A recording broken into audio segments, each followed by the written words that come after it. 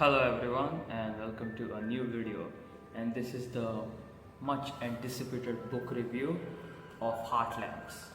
I feel like I should make this into a series where I just read Booker Prize winners and then review them.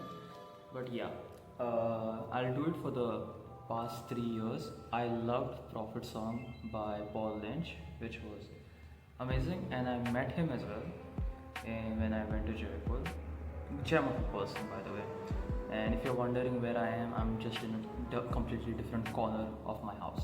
Anyways, yes, then I read Samantha Harvey's The Orbiter, and I don't know what to say about The Orbiter. I feel like the philosophy is, how should I frame this correctly?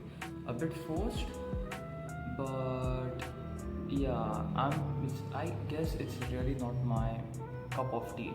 But if you liked it, then I guess it's good. I mean, I can see why it won, but at the same time, not for me. Then we come to Heart Lamps.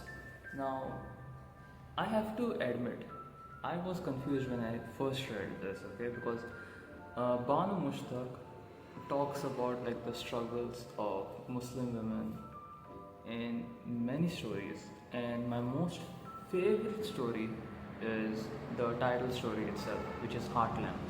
I mean, it is so tragically beautiful that it really makes you think. And there are many great stories in this, including, I mean, the first story that I read. If you're wondering, yes, that's my bookmark. Forget that. The very first story, which is Stone Slabs from Saista Mahal. I might have completely butchered that, and my apologies for that. But yeah, the very first story that I read, it was truly amazing, and it really makes a person think like how much can married women go through. And I'm not sure which story it was. I mean, yeah, a Heart Lamp was definitely the most like heartbreaking story, I can say. And also the final story, which is Be a Woman Once, Oh Lord. That story as well was completely heartbreaking. And like, I feel like the story that touched me the most was Heart Lamp and Be a Woman Once, Oh Lord, because they really put things into perspective for you. And the other stories, while they were good, I feel like these ones, oh yeah, there was also The Shroud. And The Shroud especially, it brought into light many Muslim practices that I was not familiar with, and I wanted to ask someone what this term meant, or what was this place, why do people go here, what is this practice. And throughout my readings, I came across a lot of prayers, a lot of practices, a lot of beliefs, and Banu Mushtaq does like a phenomenal job highlighting all these practices. And overall, if I had to rate this book, I can see why it won the Booker Prize as usual, as one would say, and I would give it an 8 out of 10. Now, where it lost marks, I feel like is the unfamiliarity on my part, and that's a me problem, okay, not a book problem. I mean, the book can be a 10 out of 10, but still, as we say in English, we can never give full marks. But yeah, it's the unfamiliarity, like it is tailored in such a way that some people will get some references while others might not, and then they have to do some digging for quite a while. And yeah, but other than that, honestly, every single story over here was quite incredible. The rigid practices that some women are forced to do just because they are women is horrific. And honestly, I'll give you this one spoiler. Okay, one spoiler. If you don't want to hear it, you can stop the video here. anyways, the video is coming to an end.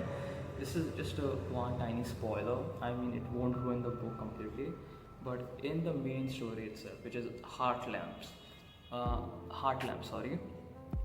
Basically, the protagonist, like at the end, towards the end of the story, she is at this moment where she has dumped kerosene all over her body, and she's about to set herself on fire, but then her child comes and hugs her. And that story, honestly, it had me on the edge of my bunk bed when I was in Bangalore. And I was like, oh, I know where this moment is going. I know where this is going, and I don't want it to go over there. And then suddenly, when the child hugs the mother, you truly understand the pain that some women go through, I guess. But yeah, that's about it. If I could give this book a 10 out of 10, it would do, I don't know, injustice, I guess. I mean, I want to give it a 10 out of 10, but as I have been taught, you can never give full marks in English. I feel like there's only one person in the whole of literature that you can actually give full marks to, but that's because he literally is the face of English literature. See, I don't even have to say his name, and his face comes right in front of your imagination. Anyways, so yeah, this is an amazing read, incredible read, and you will absolutely enjoy it because it's a real eye-opener, and 100% it absolutely deserves the Booker. I am truly in an awe, and I loved every bit of this book. So yeah, that's about it. Thank you for watching, and I'll see you in the next video.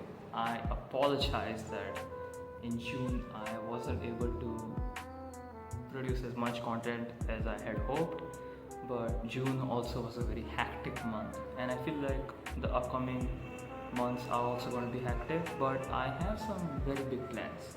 So stay subscribed. If you're new here, please do subscribe. I will do a lot more book reviews. I'm currently reading Days at the Morisaki bookshop, and I will review that as well once I finish that.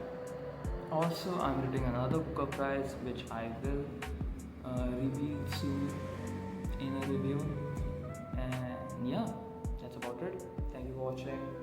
Like, share, subscribe.